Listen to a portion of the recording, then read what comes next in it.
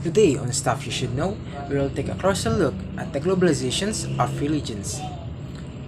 After this discussion, viewers are expected to be able to identify how globalization affects religious practices and beliefs and to be able to analyze the relationship between religion and global peace and conflicts.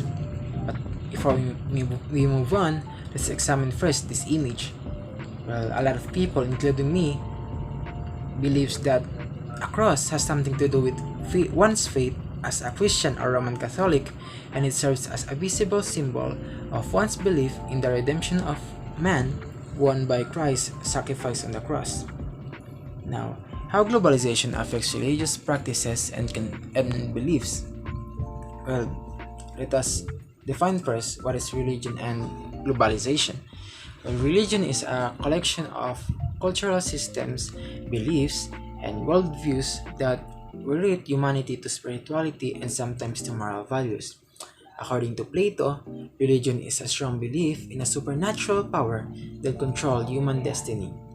Globalization, on the other hand, refers to the increasing interdependence of the economies, cultures, and populations throughout the world as a result of technology, cross-border trade in goods and services, flows of capital, labor, and information. Now let's go back to the question. How globalization affects religious practices and beliefs?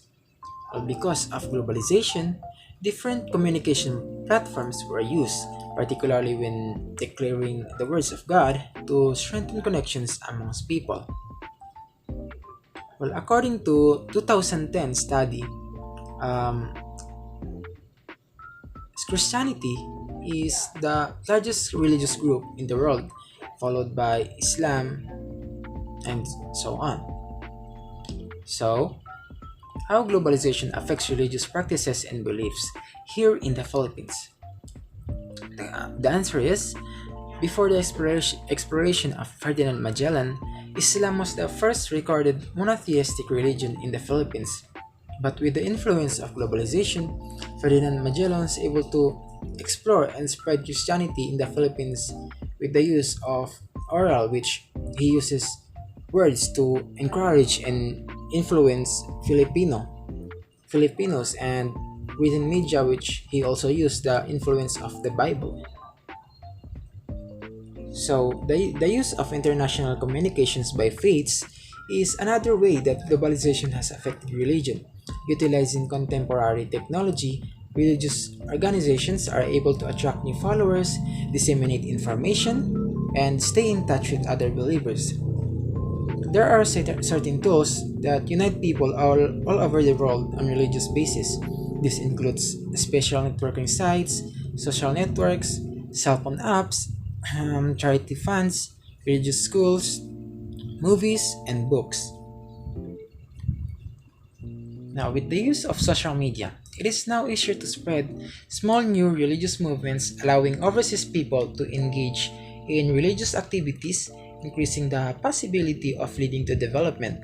However, using of social media for this matter can also cause negative impact as it's easier to transport ideas and informations to people, allowing to expand group terrorists like ISIS. Now, what is the relationship between religion and global peace and conflicts? Religious teachings tend to focus on how people live with love, understanding, and compassion. However, there are many different religions and beliefs, and this can sometimes lead to conflicts. There are conflicts in this world because of so many who are greedy for power and wants to be the one at the top. Example, certain members of ISIS brainwash people by spreading their religious ideology which clearly related to violence. They seen that their religion is the um, should be the top among other religion. Another example is Roman Catholic and Iglesia ni Cristo. It is the most common conflict, a religious conflict here in the Philippines, because these two arguing about their different beliefs. So, however, Some religions teach total non-violence and non-harm, such as branches of Hinduism, Christianity, and Buddhism. The Christian preacher, Dr. Martin Luther King, believed that Jesus has preached a message that we should love everyone, including our enemies. To summarize it all, religion can be a powerful driver of violent conflict, stacking prejudice, legitimating violence, and mobilizing communities into war. However, religious ideas, actors, and institutions also serve as incredible sources and motivation for peace building and inspiring people to courageous and transformative acts of peace.